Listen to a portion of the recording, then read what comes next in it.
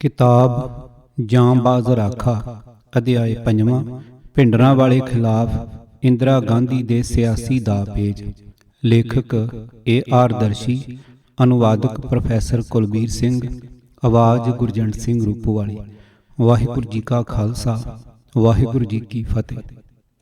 ਪਿੱਛੇ ਅਸੀਂ ਦੇਖਿਆ ਹੈ ਕਿ ਅਕਾਲੀਆਂ ਅਤੇ ਇੰਦਰਾ ਗਾਂਧੀ ਦੇ ਮੰਤਰੀਆਂ ਦੀ ਟੀਮ ਵਿਚਾਲੇ ਤ੍ਰੈ ਧਿਰੀ ਗੱਲਬਾਤ ਦੌਰਾਨ ਕੋਈ ਨਾ ਕੋਈ ਸਮਝੌਤਾ ਹੋਇਆ ਸੀ, ਜਿਸ ਤੋਂ ਇੰਦਰਾ ਗਾਂਧੀ ਪਿਛਾਂਹ ਹਟ ਗਈ। ਉਸ ਦੇ ਗੁੱਝੇ ਮਨੋਰਥਾਂ ਦਾ ਵਿਰੋਧੀ ਧਿਰ ਦੇ ਆਗੂਆਂ ਨੂੰ ਇਲਮ ਨਹੀਂ ਸੀ। ਇਹ ਬਹੁਤ ਪ੍ਰਤੱਖ ਸੀ ਕਿ ਜਨਵਰੀ 1985 ਵਿੱਚ ਲੋਕ ਸਭਾ ਦੀਆਂ ਚੋਣਾਂ ਨਿਸ਼ਚਿਤ ਸਨ ਅਤੇ ਉਹ ਮਨ ਹੀ ਮਨ ਇਹ ਚੋਣਾਂ ਨਿਯਤ ਸਮੇਂ ਤੋਂ ਪਹਿਲਾਂ ਕਰਵਾਉਣ ਦੀ ਠਾਣ ਚੁੱਕੀ ਸੀ। ਚੋਣਾਂ ਜਿੱਤਣ ਲਈ ਉਹਨੂੰ ਹਿੰਦੂ ਵੋਟਾਂ ਦੀ ਲੋੜ ਸੀ, ਕਿਉਂਕਿ ਘੱਟ ਗਿਣਤੀ ਉਹਦੀਆਂ ਨੀਤੀਆਂ ਤੋਂ ਉਕਤਾ ਚੁੱਕੀਆਂ ਸਨ ਅਤੇ ਕਾਂਗਰਸ ਆਈ ਤੋਂ ਪਾਸਾ ਵੱਟ ਗਈਆਂ ਸਨ। ਆਪਣੇ ਮਿੱਥੇ ਉਦੇਸ਼ਾਂ ਦੀ ਪੂਰਤੀ ਲਈ ਉਸ ਨੇ ਰਾਜੀਵ ਗਾਂਧੀ, ਜੋ ਆਪਣੇ ਛੋਟੇ ਭਰਾ ਸੰਜੇ ਗਾਂਧੀ ਦੀ ਮੌਤ ਉਪਰੰਤ ਚਮਕਿਆ ਸੀ, ਦੀ ਪੂਰੀ ਹਮਾਇਤ ਨਾਲ ਇੱਕ ਬਹੁਪੱਖੀ ਵਿਉਂਤ ਬਣਾਈ। ਅਰੁਣ ਨਹਿਰੂ, ਅਰੁਣ ਸਿੰਘ ਅਤੇ ਹੋਰ ਚਾਪਲੂਸਾਂ ਨੇ ਵੀ ਇਸ ਬਦਨੁਮਾ ਖੇਡ ਵਿੱਚ ਪੱਖਪਾਤੀ ਰੋਲ ਨਿਭਾਇਆ। ਉਹਨਾਂ ਦੀ ਬਦਨੀਤ ਸਾਜ਼ਿਸ਼ ਦਾ ਉਦੇਸ਼ ਹਿੰਦੂ ਜਜ਼ਬਾਤਾਂ ਨੂੰ ਭੜਕਾਉਣਾ, ਹਿੰਦੂ ਕੱਟੜਵਾਦ ਨੂੰ ਜਗਾਉਣਾ ਅਤੇ ਮੁੜ ਕੇ ਚੋਣਾਂ ਜਿੱਤਣ ਲਈ ਇਹਦਾ ਦੁਰ ਉਪਯੋਗ ਕਰਨਾ ਸੀ। ਆਪਣੇ ਮਕਸਦ ਦੀ ਪੂਰਤੀ ਨੂੰ ਧਿਆਨ 'ਚ ਰੱਖਦਿਆਂ ਉਹਨੇ ਅਕਾਲੀ ਦਲ 'ਚ ਘੁਸੇੜੇ ਹੋਏ ਆਪਣੇ ਏਜੰਟਾਂ ਨੂੰ ਪੰਜਾਬ ਸੰਕਟ ਨੂੰ ਤੀਲੀ ਲਾਉਣ ਲਈ ਨਿਰਦੇਸ਼ ਦਿੱਤੇ। ਇਹ ਬੜਾ ਧਿਆਨ ਦੇਣ ਯੋਗ ਕੀਮਤੀ ਤੱਥ ਹੈ ਕਿ ਜਦੋਂ ਅਕਾਲੀਆਂ ਨੇ ਬੱਸ ਕਿਰਾਇਆਂ ਵਿੱਚ ਵਾਧੇ ਵਿਰੁੱਧ ਅਤੇ ਨਹਿਰ ਰੋਕੋ ਮੋਰਚਾ ਲਾਇਆ, ਉਦੋਂ ਹਰਿਆਣੇ ਦਾ ਮੁੱਖ ਮੰਤਰੀ ਭਜਨ ਲਾਲ ਅਤੇ ਹਰਿਆਣਵੀ ਚੁੱਪ ਰਹੇ। ਪਰ ਜਦੋਂ ਅਕਾਲੀ ਮੋਰਚੇ ਨੇ ਜ਼ੋਰ ਫੜਿਆ ਅਤੇ ਇੰਦਰਾ ਗਾਂਧੀ ਦੇ ਦਬਾਅ ਵਧਿਆ, ਤਾਂ ਉਹਨੇ ਭਜਨ ਲਾਲ ਨੂੰ ਅਕਾਲੀਆਂ ਦੀਆਂ ਮੰਗਾਂ ਦੇ ਵਿਰੁੱਧ ਜਵਾਬੀ ਪ੍ਰਤੀਕਰਮ ਲਈ ਉਕਸਾਇਆ ਅਤੇ ਭਜਨ ਲਾਲ ਨੇ ਬੜੀ ਵਫਾਦਾਰੀ ਨਾਲ ਉਹਦੀ ਸਲਾਹ ਤੇ ਅਮਲ ਕੀਤਾ। ਇਸ ਪਿੱਛੋਂ ਉਸ ਦਾ ਮੂੰਹ ਖੁੱਲ੍ਹ ਗਿਆ ਅਤੇ ਉਸਨੇ ਜ਼ੋਰਦਾਰ ਸ਼ਬਦਾਂ ਵਿੱਚ ਅਕਾਲੀ ਮੰਗਾਂ ਦਾ ਵਿਰੋਧ ਕੀਤਾ, ਖਾਸ ਤੌਰ ਤੇ ਚੰਡੀਗੜ੍ਹ, ਅਬੋਹਰ, ਫਾਜ਼ਿਲਕਾ ਅਤੇ ਪਾਣੀਆਂ ਦੀ ਵੰਡ ਸੰਬੰਧੀ ਮੰਗਾਂ ਦਾ। ਬਾਅਦ ਵਿੱਚ ਨਹਿਰੀ ਪਾਣੀਆਂ ਦੀ ਵੰਡ ਦੇ ਝਗੜੇ ਸੰਬੰਧੀ ਰਾਜਸਥਾਨ ਨੂੰ ਵੀ ਇਸ ਕਲੇਸ਼ ਵਿੱਚ ਸ਼ਾਮਲ ਕਰ ਦਿੱਤਾ ਗਿਆ। ਪੰਜਾਬ ਦੇ ਮੁੱਖ ਮੰਤਰੀ ਦਰਬਾਰਾ ਸਿੰਘ ਨੇ ਵੀ ਬੋਲਣਾ ਸ਼ੁਰੂ ਕਰ ਦਿੱਤਾ ਅਤੇ ਅਕਾਲੀਆਂ ਵਿਰੁੱਧ ਮੁਹਿੰਮ ਆਰੰਭ ਦਿੱਤੀ। ਉਸ ਨੇ ਅਨੰਦਪੁਰ ਸਾਹਿਬ ਮਤੇ ਨੂੰ ਲਾਗੂ ਕਰਨ ਦੀ ਮੰਗ ਨੂੰ ਦੇਸ਼ ਵਿਰੋਧੀ ਕਰਾਰ ਦਿੱਤਾ। ਹੌਲੀ ਹੌਲੀ ਭਾਰਤੀ ਜਨਤਾ ਪਾਰਟੀ, ਲੋਕ ਦਲ, CPI ਆਦਿ ਸਾਰੀਆਂ ਮੁੱਖ ਵਿਰੋਧੀ ਪਾਰਟੀਆਂ ਖੁੱਲ੍ਹ ਕੇ ਅਕਾਲੀ ਮੰਗਾਂ ਦੇ ਵਿਰੁੱਧ ਡਟ ਗਈਆਂ। ਇਸ ਤਰ੍ਹਾਂ ਇੱਕ ਨਿਰੰਤਰ ਪ੍ਰਤੀਕਿਰਿਆ ਹੁੰਦੀ ਰਹੀ ਅਤੇ ਅਖੀਰ ਪੰਜਾਬੀ ਹਿੰਦੂਆਂ ਸਮੇਤ ਸਾਰੇ ਭਾਰਤ ਦੇ ਹਿੰਦੂ ਪਾਰਟੀ ਸਬੰਧਾਂ ਦੇ ਅੰਤਰ ਨੂੰ ਨਜ਼ਰ ਅੰਦਾਜ਼ ਕਰਕੇ ਅਕਾਲੀਆਂ ਖਿਲਾਫ ਉੱਠ ਖੜੇ ਹੋਏ।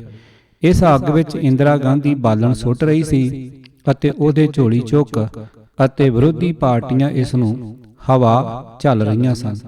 ਇਉਂ ਮੈਕਾਲਵੀਅਨ ਪ੍ਰਿੰਸੈਸ ਇੰਦਰਾ ਗਾਂਧੀ ਭਾਵ ਇਤਾਲਵੀ ਸਿਆਸਤਦਾਨ ਮੈਕਾਲਵੀ ਵਰਗੀ ਚਾਲਬਾਜ਼ ਸਾਰਿਆਂ ਨੂੰ ਉੱਲੂ ਬਣਾ ਗਈ, ਕਿਉਂਕਿ ਇਹ ਸਾਰੇ ਉਸ ਦੇ ਦਿਲ ਦੀਆਂ ਰਮਜ਼ਾਂ ਨੂੰ ਬੁੱਝ ਨਾ ਸਕੇ।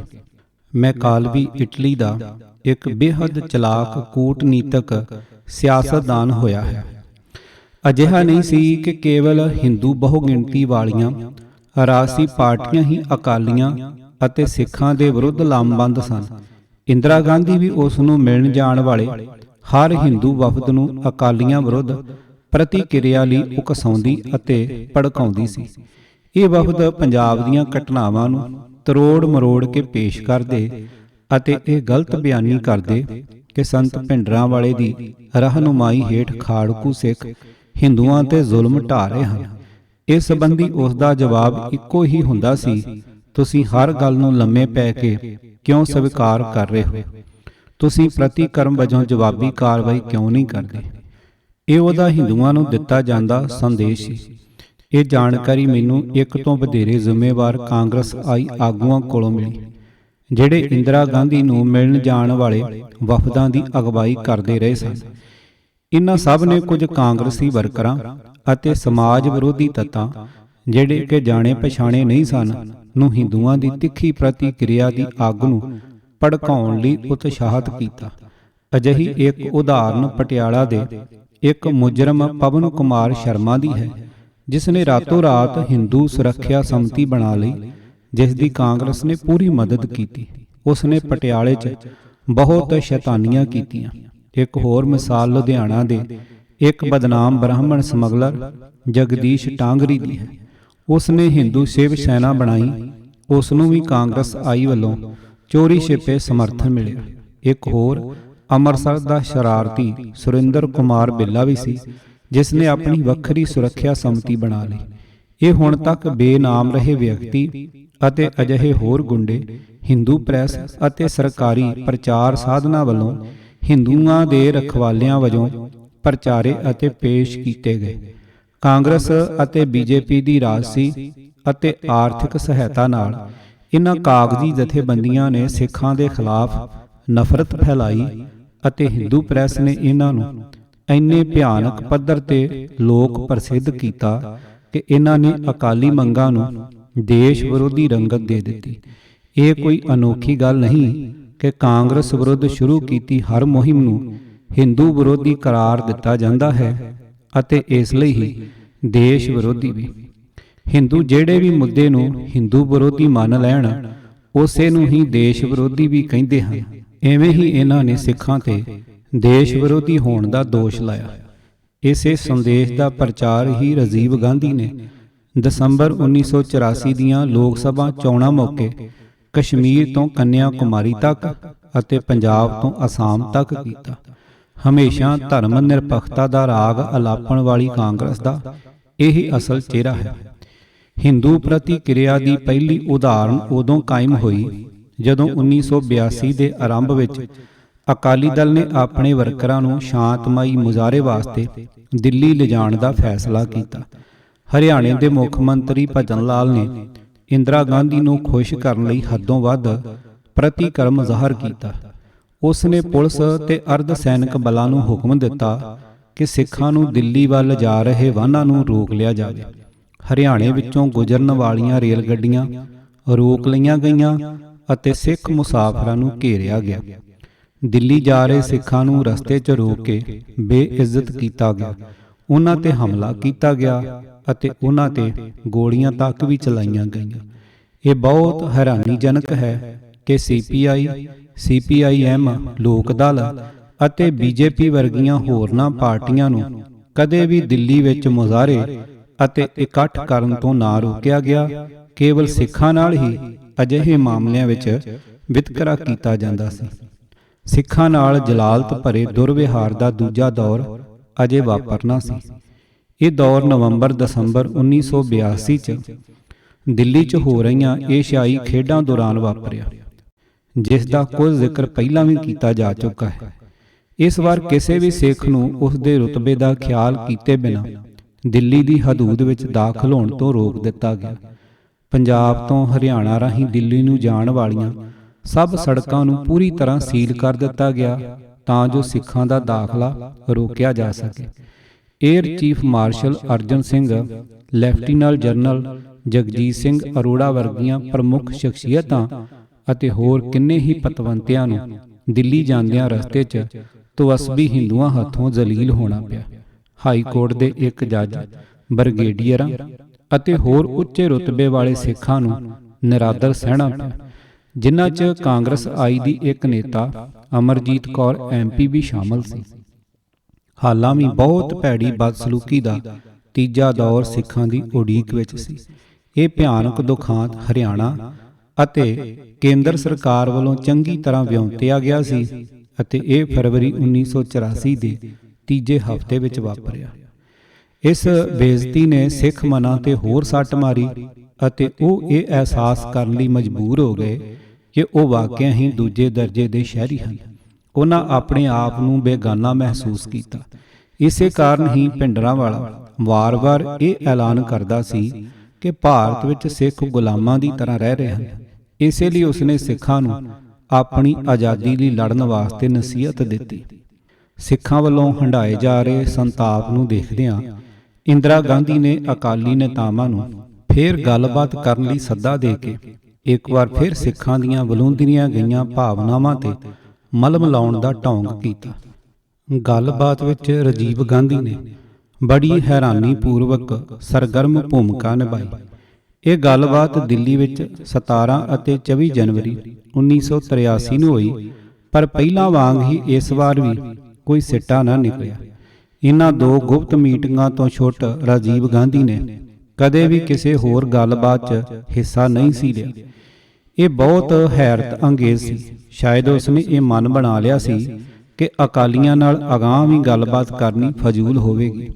ਇਉਂ ਪ੍ਰਤੀਤ ਹੁੰਦਾ ਹੈ ਜਿਵੇਂ ਕਿ ਉਹ ਮਨ ਹੀ ਮਨ ਭਿੰਡਰਾਂਵਾਲੇ ਦੀ ਅਗਵਾਈ ਹੇਠਲੇ ਸਿੱਖਾਂ ਖਿਲਾਫ ਫੌਜੀ ਕਾਰਵਾਈ ਕਰਨ ਦੀ ਠਾਣ ਚੁੱਕਾ ਸੀ। 1983 ਦਾ ਵਰ੍ਹਾ ਕੇਂਦਰ ਸਰਕਾਰ ਦੀਆਂ ਹਦਾਇਤਾਂ ਤੇ ਖੁਫੀਆ ਏਜੰਸੀਆਂ ਵੱਲੋਂ ਪੈਦਾ ਕੀਤੇ ਅਤੇ ਭੜਕਾਏ ਗਏ ਅਤਿਅੰਤ ਤਣਾਅਪੂਰਨ ਮਾਹੌਲ 'ਚ ਗੁਜ਼ਰਿਆ। ਕੇਂਦਰ ਸਰਕਾਰ ਲੌਂਗੋਵਾਲ ਅਤੇ ਭਿੰਡਰਾਂਵਾਲੇ ਦਰਮਿਆਨ ਨਵੰਬਰ 1983 'ਚ ਮੁਕੰਮਲ ਤੋੜ ਵਿਛੋੜਾ ਕਰਾਉਣ ਵਿੱਚ ਪੂਰੀ ਤਰ੍ਹਾਂ ਸਫਲ ਹੋ ਗਈ। ਉਹਨਾਂ ਵਿਚਾਲੇ ਪਾਇਆ ਗਿਆ ਪਾੜਾ ਗੰਭੀਰ ਮਤਭੇਦਾਂ ਦਾ ਰੂਪ ਧਾਰਨ ਕਰ ਗਿਆ ਅਤੇ ਉਹਨਾਂ ਦਾ ਆਪਸ ਵਿੱਚ ਜ਼ਬਾਨੀ ਬੋਲਚਾਲ ਵੀ ਨਾ ਰਿਹਾ। ਇਸ ਮੌਕੇ ਇੰਦਰਾ ਗਾਂਧੀ ਨੇ ਕੌਟਲਿਆ ਜਾਂ ਵਿਸ਼ਨੂੰ ਗੁਪਤ ਦੁਆਰਾ ਅਰਥ ਸ਼ਾਸਤਰ 'ਚ ਸੁਝਾਈ ਗਈ ਕੂਟਨੀਤੀ ਦਾ ਭਰਪੂਰ ਉਪਯੋਗ ਕੀਤਾ। ਕੌਟਲਿਆ ਵੱਲੋਂ ਦੁਸ਼ਮਣ ਨੂੰ ਭਾਂਜ ਦੇਣ ਲਈ ਨਿਰਧਾਰਤ ਕੀਤੇ ਗਏ ਹੋਰਾਂ ਤੋਂ ਇਲਾਵਾ 4 ਅਨੈਤਿਕ ਸਿਧਾਂਤ ਹਨ: ਸਾਮ, ਦਾਮ, ਭੇਦ ਅਤੇ ਦੰਡ, ਭਾਵ ਕਿ ਖੁਸ਼ਾਮਦ ਕਰਕੇ ਫੁਸਲਾਉਣਾ, ਰਿਸ਼ਵਤ ਦੇਣਾ, ਫੁੱਟ ਪਾਉਣੀ ਅਤੇ ਤਾਕਤ ਵਰਤਣੀ। ਜੇ ਰਾਜਾ ਦੁਸ਼ਮਣ ਨੂੰ ਸੌਖਿਆਂ ਹੀ ਤਬਾਹ ਜਾਂ ਕਤਲ ਕਰਨਾ ਚਾਹੇ ਤਾਂ ਪਹਿਲਾਂ ਉਸ ਨੂੰ ਆਪਣੇ ਵਿਰੋਧੀ ਨੂੰ ਪਤਿਆਉਣਾ ਚਾਹੀਦਾ ਹੈ। ਜੇ ਇਸ ਵਿੱਚ ਅਸਫਲ ਰਹੇ ਤਾਂ ਰਿਸ਼ਵਤ ਦੇਣ ਦਾ ਯਤਨ ਕਰਨਾ ਚਾਹੀਦਾ ਹੈ। ਜੇ ਇਹ ਯਤਨ ਵੀ ਅਸਫਲ ਰਹੇ ਤਾਂ ਉਸ ਦੀਆਂ ਸਫਾਂ ਵਿੱਚ ਦਰਾੜ ਪਾਉਣੀ ਚਾਹੀਦੀ ਹੈ ਅਤੇ ਉਸ ਨੂੰ ਹਰਾਉਣ ਲਈ ਆਖਰੀ ਹੱਥ ਕੰਡੇ ਵਜੋਂ ਤਾਕਤ ਦੀ ਵਰਤੋਂ ਕਰਨੀ ਚਾਹੀਦੀ ਹੈ। ਸੰਤ ਭਿੰਡਰਾਂਵਾਲੇ ਦੀ ਸਰਮੋਤਮ ਚੜ੍ਹਤ ਨੂੰ ਖਤਮ ਕਰਨ ਅਤੇ ਲੌਂਗੋਵਾਲ ਜਿਹੇ ਬੁਜ਼ਦਿਲ ਆਗੂ ਦੀ ਅਗਵਾਈ ਹੇਠਲੇ ਰਵਾਇਤੀ ਅਕਾਲੀ ਨੇਤਾਵਾਂ ਨੂੰ ਸ਼ਾਂਤ ਕਰਨ ਦੀ ਮਨਸ਼ਾ ਨਾਲ ਇੰਦਰਾ ਗਾਂਧੀ ਨੇ ਉਪਰੋਕਤ ਚਾਰੇ ਅਨੈਤਿਕ ਹੱਥ ਖੰਡੇ ਵਰਤੋਂ ਵਿੱਚ ਲਿਆਂਦੇ। ਉਹ ਸੰਤ ਭਿੰਡਰਾਂਵਾਲੇ ਅਤੇ ਲੌਂਗੋਵਾਲ ਦਰਮਿਆਨ ਨਾ ਮਿਟ ਸਕਣ ਵਾਲਾ ਪਾੜਾ ਪਾਉਣ ਵਿੱਚ ਸਫਲ ਹੋ ਗਈ। ਉਸ ਨੇ ਸੁਰਜੀਤ ਸਿੰਘ ਬਰਨਾਲਾ ਅਤੇ ਸਾਬਕਾ ਵਿੱਤ ਮੰਤਰੀ ਬਲਵੰਤ ਸਿੰਘ ਨੂੰ ਕ੍ਰਮਵਾਰ ਮੁੱਖ ਮੰਤਰੀ ਅਤੇ ਮੰਤਰੀ ਦਾ ਅਹੁਦਾ ਦੇਣ ਦਾ ਵਾਅਦਾ ਕਰਕੇ ਪਤਿਆ ਲਿਆ। ਫਿਰ ਉਸ ਨੇ ਸੰਤ ਭਿੰਡਰਾਂਵਾਲੇ ਨੂੰ ਅਲੱਗ-ਥਲੱਗ ਕਰਕੇ ਮਗਰੋਂ ਉਸ ਦਾ ਗੜ੍ਹ ਤੋੜਨ ਲਈ ਫੌਜੀ ਤਾਕਤ ਦੀ ਵਰਤੋਂ ਕੀਤੀ। ਇਵੇਂ ਉਸ ਨੇ ਸਫਲਤਾਪੂਰਵਕ ਆਪਣੇ ਮਿਸ਼ਨ ਦੀ ਪ੍ਰਾਪਤੀ ਕੀਤੀ, ਭਾਵੇਂ ਕਿ ਇਸ ਦੇ ਤਬਾਹਕੁਨ ਅਤੇ ਅਣਕਿਆਸੇ ਭਿਆਨਕ ਸਿੱਟੇ ਨਿਕਲੇ। ਅਕਾਲੀ ਦਲ ਨੇ 8 ਫਰਵਰੀ 1984 ਨੂੰ ਸ਼ਾਂਤਮਈ ਪੰਜਾਬ ਬੰਦ ਦਾ ਸੱਦਾ ਦਿੱਤਾ ਸੀ। ਇਸ ਦੇ ਪ੍ਰਤੀਕਰਮ ਵਜੋਂ ਹਿੰਦੂ ਸੁਰੱਖਿਆ ਸਮਿਤੀ, ਹਿੰਦੂ ਸ਼ਿਵ ਸੈਨਾ ਅਤੇ ਅਜਿਹੀਆਂ ਹੋਰ ਜਨੂਨੀ ਜਥੇਬੰਦੀਆਂ ਨੇ ਕਾਂਗਰਸ ਆਈ ਦੇ ਸਮਰਥਨ ਨਾਲ 14 ਫਰਵਰੀ ਨੂੰ ਪੰਜਾਬ ਬੰਦ ਦਾ ਸੱਦਾ ਦੇ ਦਿੱਤਾ। ਕੇਂਦਰ ਪੰਜਾਬ ਦੇ ਸੰਕਟ ਨੂੰ ਹੋਰ ਤੀਲੀ ਲਾਉਣਾ ਚਾਹੁੰਦਾ ਸੀ ਤਾਂ ਕਿ ਥੋੜੇ ਹੀ ਸਮੇਂ ਬਾਅਦ ਕੀਤੀ ਜਾਣ ਵਾਲੀ ਫੌਜੀ ਕਾਰਵਾਈ, ਜਿਸ ਦਾ ਨਾਮ ਆਪਰੇਸ਼ਨ ਨੀਲਾ ਤਾਰਾ ਰੱਖਿਆ ਗਿਆ ਸੀ, ਨੂੰ ਉਚਿਤ ਠਹਿਰਾਇਆ ਜਾ ਸਕੇ। ਜਨੂਨੀ ਹਿੰਦੂਆਂ ਦੁਆਰਾ ਥੋੜੇ ਹੀ ਚਿਰ ਤੋਂ ਸਥਾਪਿਤ ਕੀਤੀਆਂ ਫਿਰਕੂ ਜਥੇਬੰਦੀਆਂ ਨੇ ਜਿੱਥੋਂ ਤੱਕ ਵੀ ਸੰਭਵ ਸੀ ਉੱਥੋਂ ਸਮਾਜ ਵਿਰੋਧੀ ਤੱਤ ਇਕੱਤਰ ਕੀਤੇ ਅਤੇ ਹਿੰਦੂ ਨੇਤਾਵਾਂ ਨੇ ਹਰੇਕ ਸ਼ਰਾਰਤੀ ਅਨਸਰ ਨੂੰ ਬੰਦ ਤੋਂ ਇੱਕ ਦਿਨ ਪਹਿਲਾਂ ਇੱਕ ਸ਼ਰਾਬ ਦੀ ਬੋਤਲ ਅਤੇ 100 ਰੁਪਏ ਦਾ ਨੋਟ ਦਿੱਤਾ। ਇਹਨਾਂ ਨੇ ਲੁਧਿਆਣਾ ਸ਼ਹਿਰ ਦੇ ਮੁੱਖ ਬਾਜ਼ਾਰਾਂ ਅਤੇ ਨਾਲ ਹੀ ਗਲੀਆਂ ਕੂਚਿਆਂ ਦੇ ਦੋਹੇਂ ਪਾਸੀਂ ਛੱਤਾਂ ਉੱਪਰ ਇੱਟਾਂ ਵੱਟੇ, ਸੋਡੇ ਦੀਆਂ ਬੋਤਲਾਂ, ਤੇਜ਼ਾਬ ਦੀਆਂ ਭਰੀਆਂ ਬੋਤਲਾਂ ਅਤੇ ਹੋਰ ਹੱਥਾਂ ਨਾਲ ਸੁੱਟਣ ਵਾਲਾ ਸਾਜੋ ਸਮਾਨ ਇਕੱਤਰ ਕਰ ਲਿਆ। ਕੁਝ ਸਮਾਜ ਵਿਰੋਧੀ ਤੱਤ ਹਿੰਦੂ ਨੇਤਾਵਾਂ ਵੱਲੋਂ ਭਾੜੇ ਤੇ ਲਿਆਂਦੇ ਗਏ ਅਤੇ ਇਹਨਾਂ ਭਾੜੇ ਦੇ ਟੱਟੂਆਂ ਨੇ ਹਿੰਸਾ ਦੀ ਸ਼ੁਰੂਆਤ ਕੀਤੀ। ਉਹਨਾਂ ਨੇ ਸਿੱਖਾਂ ਨੂੰ ਦੁਕਾਨਾਂ ਦੇ ਸ਼ਟਰ ਹੇਠਾਂ ਸੁੱਟਣ ਲਈ ਕਿਹਾ ਅਤੇ ਉਹਨਾਂ ਦੇ ਇਨਕਾਰ ਕਰਨ ਤੇ ਇਹਨਾਂ ਨੇ ਇੱਟਾਂ ਪੱਥਰਾਂ ਨਾਲ ਜ਼ੋਰਦਾਰ ਹਮਲਾ ਕੀਤਾ। ਲੇਖਕ ਇੱਥੇ ਲੁਧਿਆਣਾ ਵਿੱਚ ਅੱਖੀਂ ਦੇਖੀ ਘਟਨਾ ਦੀ ਤਫਸੀਲ ਬਿਆਨ ਕਰ ਰਿਹਾ ਹੈ। ਇਸ ਸਨਅਤੀ ਸ਼ਹਿਰ ਅੰਦਰ ਸਭ ਤੋਂ ਨਾਜ਼ੁਕ ਖੇਤਰ ਚੌੜਾ ਬਾਜ਼ਾਰ ਹੈ, ਜਿੱਥੇ ਹਿੰਦੂ ਸ਼ਿਵ ਸੈਨਾ ਦਾ ਮੁੱਖ ਦਫ਼ਤਰ ਸਥਿਤ ਹੈ। ਮੈਂ ਇਸ ਨਾਜ਼ੁਕ ਇਲਾਕੇ ਵਿੱਚ ਅਮਨ ਕਾਨੂੰਨ ਨੂੰ ਕਾਇਮ ਰੱਖਣ ਲਈ ਚੀਫ ਮੈਜਿਸਟ੍ਰੇਟ ਵਜੋਂ ਡਿਊਟੀ ਤੇ ਤਾਇਨਾਤ ਸੀ, ਜਦੋਂ ਗੁੰਡਿਆਂ ਅਤੇ ਸਮਾਜ ਵਿਰੋਧੀ ਅਨਸਰਾਂ ਸਹਿਤ ਕੁਝ ਸੈਂਕੜਿਆਂ ਦੀ ਗਿਣਤੀ ਵਿੱਚ ਹਿੰਦੂਆਂ ਅਤੇ ਪਹਾੜੇ ਤੇ ਲਿਆਂਦੇ ਸਮਾਜ ਵਿਰੋਧੀ ਅਨਸਰਾਂ ਦੀ ਮਿਲੀ ਜੁਲੀ ਭੀੜ ਸਵੇਰੇ 10 ਵਜੇ ਦੇ ਆਸ-ਪਾਸ ਬਾਜ਼ਾਰ ਵਿੱਚ ਇਕੱਤਰ ਹੋਈ ਅਤੇ ਧੱਕੇਸ਼ਾਹੀ ਨਾਲ ਸਿੱਖਾਂ ਦੀਆਂ ਦੁਕਾਨਾਂ ਬੰਦ ਕਰਾਉਣ ਦੀ ਕੋਸ਼ਿਸ਼ ਕਰਨ ਲੱਗੀ, ਤਾਂ ਮੈਂ ਪੁਲਿਸ ਦੀ ਮਦਦ ਨਾਲ ਬੜੀ ਆਸਾਨੀ ਨਾਲ ਇਸ ਨੂੰ ਖਿੰਡਾ ਦਿੱਤਾ। ਕੁਝ ਹੀ ਦੇਰ ਬਾਅਦ ਉੱਥੇ ਡਿਪਟੀ ਕਮਿਸ਼ਨਰ ਅਤੇ ਐਸਐਸਪੀ ਆ ਪਹੁੰਚੇ। ਖਿੰਡੇ ਹੋਏ ਅੰਦੋਲਨਕਾਰੀ ਇਹਨਾਂ ਦੋਹਾਂ ਅਫਸਰਾਂ ਦੁਆਲੇ ਇਕੱਠੇ ਹੋ ਗਏ ਅਤੇ ਦੋਹੇ ਅਫਸਰ ਉਹਨਾਂ ਨਾਲ ਫਜ਼ੂਲ ਦੀ ਬਹਿਸ 'ਚ ਉਲਝ ਪਏ। ਭੀੜ ਨੂੰ ਵਧਣ ਦਾ ਮੌਕਾ ਦਿੱਤਾ ਗਿਆ ਅਤੇ ਜ਼ਿਲ੍ਹਾ ਪ੍ਰਸ਼ਾਸਕਾਂ ਵੱਲੋਂ ਇਹਨਾਂ ਨੂੰ ਖਿੰਡਾਉਣ ਲਈ ਕੋਈ ਵੀ ਕਦਮ ਨਾ ਚੁੱਕਿਆ ਗਿਆ। ਅੰਦੋਲਨਕਾਰੀ ਆਪਣੀ ਇਸ ਮੰਗ ਤੇ ਬਜ਼ਿੱਦ ਸਨ ਕਿ ਉਹਨਾਂ ਨੂੰ ਖੁੱਲ੍ਹਾ ਘੁੰਮਣ ਦਿੱਤਾ ਜਾਵੇ, ਤਾਂ ਕਿ ਉਹ ਸਿੱਖਾਂ ਦੀਆਂ ਦੁਕਾਨਾਂ ਦੀ ਬੰਦੀ ਨੂੰ ਯਕੀਨੀ ਬਣਾ ਸਕਣ। ਅਜਿਹੀ ਆਗਿਆ ਨਾ ਦਿੱਤੀ ਗਈ, ਕਿਉਂਕਿ ਇਵੇਂ ਪਹਿਲਾਂ ਹੀ ਬੇਹੱਦ ਵਿਸਫੋਟਕ ਬਣੀ ਹੋਈ ਸਥਿਤੀ ਹੋਰ ਵਿਗੜ ਸਕਦੀ ਸੀ। ਇਸ ਪਿੱਛੋਂ ਹਿੰਦੂ ਸ਼ਿਵ ਸੈਨਾ ਦੇ ਆਗੂ ਜਗਦੀਸ਼ ਟਾਂਗਰੀ ਨੇ ਗੁੰਡਿਆਂ ਨੂੰ ਆਪਣਾ ਕੰਮ ਸ਼ੁਰੂ ਕਰਨ ਦਾ ਇਸ਼ਾਰਾ ਕਰ ਦਿੱਤਾ। ਉੱਪਰ ਦੱਸੇ ਗਏ ਹਰ ਪ੍ਰਕਾਰ ਦੇ ਹੱਥ ਗੋਲੇ, ਹੱਥ ਸ਼ਸਤਰ ਸਾਡੇ ਅਤੇ ਪੁਲਿਸ ਉੱਪਰ ਸੁੱਟੇ ਗਏ। ਇੱਟਾਂ, ਟੁੱਟੀਆਂ ਹੋਈਆਂ ਬੋਤਲਾਂ ਇੰਨੀ ਸੰਘਣੀ ਮਾਤਰਾ 'ਚ ਖਿਲਰੀਆਂ ਪਈਆਂ ਸਨ ਕਿ ਪੈਰ ਧਰਨ ਨੂੰ ਵੀ ਕੋਈ ਜਗ੍ਹਾ ਨਹੀਂ ਸੀ। ਪੁਲਿਸ ਇੱਧਰ ਉੱਧਰ ਭੱਜ ਉੱਠੀ ਅਤੇ ਐਵੇਂ ਹੀ ਉੱਚ ਅਧਿਕਾਰੀ ਵੀ ਨੱਠ ਗਏ। ਲੇਖਕ ਅਤੇ ਕੁਝ ਸਿੱਖ ਪੁਲਿਸ ਜਵਾਨ ਬਾਜ਼ਾਰ ਦੇ ਵਿਚਕਾਰ ਸ਼ਿਵ ਸੈਨਾ ਦੇ ਦਫ਼ਤਰ ਦੇ ਸਾਹਮਣੇ ਇੱਕ ਅਸੁਰੱਖਿਅਤ ਜਗ੍ਹਾ ਵਿੱਚ ਘਿਰ ਗਏ। ਫਿਰ ਬਾਅਦ ਦੁਪਹਿਰ 2 ਵਜੇ ਦੇ ਕਰੀਬ ਜ਼ਿਲ੍ਹਾ ਮੈਜਿਸਟ੍ਰੇਟ ਨੇ ਕਰਫਿਊ ਲਾ ਦਿੱਤਾ ਅਤੇ ਗੋਲੀ ਚਲਾਉਣ ਦੇ ਹੁਕਮ ਦੇ ਦਿੱਤੇ। ਕੋਠਿਆਂ ਤੋਂ ਭਾਰੀ ਪਥਰਾਓ ਜਾਰੀ ਰਿਹਾ। ਪੁਲਿਸ ਨੂੰ ਸਥਿਤੀ ਤੇ ਕਾਬੂ ਪਾਉਣ ਲਈ ਕਰੀਬ 2 ਘੰਟੇ ਲੱਗ ਗਏ। ਜੇ ਸਮੇਂ ਸਿਰ ਕਾਰਵਾਈ ਕੀਤੀ ਹੁੰਦੀ, ਜਿਵੇਂ ਕਿ ਲੇਖਕ ਨੇ ਸਵੇਰੇ 11:30 ਵਜੇ ਦੇ ਕਰੀਬ ਜ਼ਿਲ੍ਹਾ ਮੈਜਿਸਟ੍ਰੇਟ ਨੂੰ ਸੁਝਾਅ ਦਿੱਤਾ ਸੀ, ਤਾਂ ਬਿਨਾਂ ਕਿਸੇ ਦੁਰਘਟਨਾ ਦੇ ਆਸਾਨੀ ਨਾਲ ਸਥਿਤੀ ਕੰਟਰੋਲ ਕੀਤੀ ਜਾ ਸਕਦੀ ਸੀ। ਪਰ ਇੰਜ ਲੱਗਦਾ ਸੀ ਜਿਵੇਂ ਸਰਕਾਰ ਦੇ ਗੁਪਤ ਹੁਕਮਾਂ ਰਾਹੀਂ ਸਥਿਤੀ ਨੂੰ ਗਿਣੀ ਮਿਥੀ ਯੋਜਨਾ ਤਹਿਤ ਵਿਗੜਨ ਦਿੱਤਾ ਗਿਆ ਸੀ। ਬਾਅਦ ਵਿੱਚ ਮੈਨੂੰ ਇਹ ਪਤਾ ਚੱਲਿਆ ਕਿ ਅੰਮ੍ਰਿਤਸਰ ਅਤੇ ਪਟਿਆਲਾ ਵਿੱਚ ਵੀ ਲੁਧਿਆਣੇ ਵਾਂਗ ਹੀ ਕਰੀਬ ਉਸੇ ਸਮੇਂ ਤੇ ਕਰਫਿਊ ਲਗਾਇਆ ਗਿਆ ਸੀ। ਸਪਸ਼ਟ ਰੂਪ ਵਿੱਚ ਇਹ ਪੰਜਾਬ ਅੰਦਰ ਹਿੰਸਾ ਭੜਕਾਉਣ ਲਈ ਸਰਕਾਰ ਦੁਆਰਾ ਚੰਗੀ ਤਰ੍ਹਾਂ ਵਿਉਂਤੀ ਗਈ ਯੋਜਨਾ ਸੀ। ਹਰਿਆਣਾ ਵਿੱਚ ਜੋ ਕੁਝ ਵਾਪਰਿਆ ਉਹ ਹੋਰ ਵੀ ਜ਼ਾਲਮਾਨਾ ਅਤੇ ਘਿਨਾਉਣਾ ਸੀ। ਜਨੂਨੀ ਅਤੇ ਵਹਿਸ਼ੀ ਹਿੰਦੂਆਂ ਨੇ 15 ਫਰਵਰੀ 1984 ਤੋਂ 20 ਫਰਵਰੀ 1984 ਦਰਮਿਆਨ ਬਹੁਤ ਹੀ ਕਰੂਰਤਾ ਭਰੀ ਹਿੰਸਾ ਦਾ ਪ੍ਰਦਰਸ਼ਨ ਕੀਤਾ। ਉਹਨਾਂ ਨੇ ਬੇਰਹਿਮੀ ਨਾਲ ਦਰਜਨ ਦੇ ਕਰੀਬ ਸਿੱਖਾਂ ਤੇ ਅਤਿਆਚਾਰ ਕੀਤੇ ਅਤੇ ਕਤਲ ਕਰ ਦਿੱਤਾ ਅਤੇ ਹੋਰ ਅਨੇਕਾਂ ਨੂੰ ਜ਼ਖਮੀ ਅਤੇ ਨਕਾਰਾ ਕਰ ਦਿੱਤਾ। ਇਨ੍ਹਾਂ ਗੁੰਡੇ ਹਿੰਦੂਆਂ ਨੇ ਕੁਝ ਸਿੱਖ ਬੀਬੀਆਂ ਦੀ ਬੇਪਤੀ ਕੀਤੀ ਅਤੇ ਉਹਨਾਂ ਦੁਆਰਾ ਪਹਿਨੇ ਹੋਏ ਸੋਨੇ ਅਤੇ ਹੀਰਿਆਂ ਦੇ ਬਣੇ ਗਹਿਣੇ ਲੁੱਟ ਲਏ। ਪਾਣੀਪਤ, ਕਰਨਾਲ, ਕੈਥਲ ਅਤੇ ਜੀਂਦ ਆਦਿ ਸ਼ਹਿਰਾਂ ਵਿੱਚ ਦਰਜਨ ਤੋਂ ਵਧੇਰੇ ਗੁਰਦੁਆਰਿਆਂ ਨੂੰ ਨੁਕਸਾਨ ਪਹੁੰਚਾਇਆ ਗਿਆ ਅਤੇ ਢਹਿ ਢੇਰੀ ਕੀਤਾ ਗਿਆ। ਇਹ ਹਿੰਸਾ ਵੀ ਸਰਕਾਰੀ ਖੁਫੀਆ ਏਜੰਸੀਆਂ ਦੇ ਇਸ਼ਾਰੇ ਤੇ ਹੀ ਭੜਕੀ। ਇਸ ਤਬਾਹੀ ਪਿੱਛੇ ਸਰਕਾਰ ਦਾ ਇੱਕੋ ਇੱਕ ਉਦੇਸ਼ ਅਕਾਲੀਆਂ ਨਾਲ ਚੱਲ ਰਹੀ ਗੱਲਬਾਤ ਨੂੰ ਵਿਚਾਲੇ ਤੋੜਨਾ ਸੀ। ਇਹ ਗੱਲਬਾਤ ਜਿਹੜੀ 14 ਫਰਵਰੀ 1984 ਨੂੰ ਹੋਈ, 20 ਫਰਵਰੀ 1984 ਤੱਕ ਅੱਗੇ ਪਾ ਦਿੱਤੀ ਗਈ। ਇਉਂ ਆਪਣੀਆਂ ਏਜੰਸੀਆਂ ਰਾਹੀਂ ਹਰਿਆਣਾ ਅਤੇ ਪੰਜਾਬ ਵਿੱਚ ਹਿੰਸਾ ਭੜਕਾ ਕੇ ਸਰਕਾਰ ਨੇ ਬੜੀ ਕਾਮਯਾਬੀ ਨਾਲ ਗੱਲਬਾਤ ਟਾਲ ਦਿੱਤੀ ਅਤੇ ਇੰਦਰਾ ਗਾਂਧੀ ਨੇ ਅਜਿਹੇ ਦਾਅ ਪੇਚ ਖੇਡ ਕੇ ਅਕਾਲੀਆਂ ਨੂੰ ਪਛਾੜ ਦਿੱਤਾ। ਇਸ ਤਰ੍ਹਾਂ ਉਹਨਾਂ ਨੂੰ ਫਰਵਰੀ 1984 ਵਿੱਚ ਚੱਲ ਰਹੀ ਗੱਲਬਾਤ ਵਿੱਚੋਂ ਪਛਾਣ ਹਟਣ ਲਈ ਮਜਬੂਰ ਕਰ ਦਿੱਤਾ ਗਿਆ। ਇੰਦਰਾ ਗਾਂਧੀ ਨੇ ਇਸ ਗੱਲਬਾਤ ਨੂੰ ਨਾਕਾਮ ਕਿਉਂ ਕੀਤਾ? ਕਿਉਂਕਿ ਵਿਰੋਧੀ ਪਾਰਟੀਆਂ ਨੇ ਇੱਕ ਅਜਿਹਾ ਫਾਰਮੂਲਾ ਸੁਝਾਇਆ ਸੀ ਜਿਸ ਨੇ ਪੰਜਾਬ ਸਮੱਸਿਆ ਨੂੰ ਲਗਭਗ ਹੱਲ ਕਰ ਦਿੱਤਾ ਸੀ, ਪਰ ਪ੍ਰਧਾਨ ਮੰਤਰੀ ਨੂੰ ਅਜਿਹਾ ਮਨਜ਼ੂਰ ਨਹੀਂ ਸੀ। ਇਹ ਬੜਾ ਹੈਰਾਨੀਜਨਕ ਹੈ ਕਿ ਸਰਕਾਰ ਨੇ ਵਾਈਟ ਪੇਪਰ ਵਿੱਚ ਦਰਜ ਮੀਟਿੰਗਾਂ ਦੇ ਬਿਊਰੇ ਵਿੱਚ ਸੋਚੀ ਸਮਝੀ ਵਿਉਂਤ ਤਹਿਤ 14 ਫਰਵਰੀ 1984 ਦੀ ਮੀਟਿੰਗ ਨੂੰ ਨਜ਼ਰ ਅੰਦਾਜ਼ ਕੀਤਾ ਹੈ ਅਤੇ ਇਸ ਦਾ ਜ਼ਿਕਰ ਨਹੀਂ ਕੀਤਾ ਗਿਆ। ਇਹ ਸਪਸ਼ਟ ਹੈ ਕਿ ਸਰਕਾਰ ਨੇ ਵਾਈਟ ਪੇਪਰ ਦੀ ਰਚਨਾ ਬੇਈਮਾਨੀ ਤਹਿਤ ਕੀਤੀ ਹੈ। ਇਵੇਂ ਪੰਜਾਬ ਦੇ ਸੰਕਟ ਨੂੰ ਜੂਨ 1984 ਵਿੱਚ ਫੌਜੀ ਕਾਰਵਾਈ ਕਰਨ ਤੱਕ ਲਮਕਾਈ ਰੱਖਿਆ ਗਿਆ। ਇੱਕ ਐਸਾ ਵਿਰੋਧਾਭਾਸ ਹੈ ਕਿ 24 ਜੁਲਾਈ 1985 ਨੂੰ ਰਾਜੀਵ ਗਾਂਧੀ ਤੇ ਹਰਚੰਦ ਸਿੰਘ ਲੌਂਗੋਵਾਲ ਦਰਮਿਆਨ ਹੋਏ ਸਮਝੌਤੇ ਦਾ ਆਧਾਰ ਲਗਭਗ ਉਹੀ ਫਾਰਮੂਲਾ ਸੀ ਜੋ ਵਿਰੋਧੀ ਪਾਰਟੀਆਂ ਨੇ ਸੁਝਾਇਆ ਸੀ ਅਤੇ ਜਿਸ ਦਾ ਜ਼ਿਕਰ ਉੱਪਰ ਕੀਤਾ ਗਿਆ।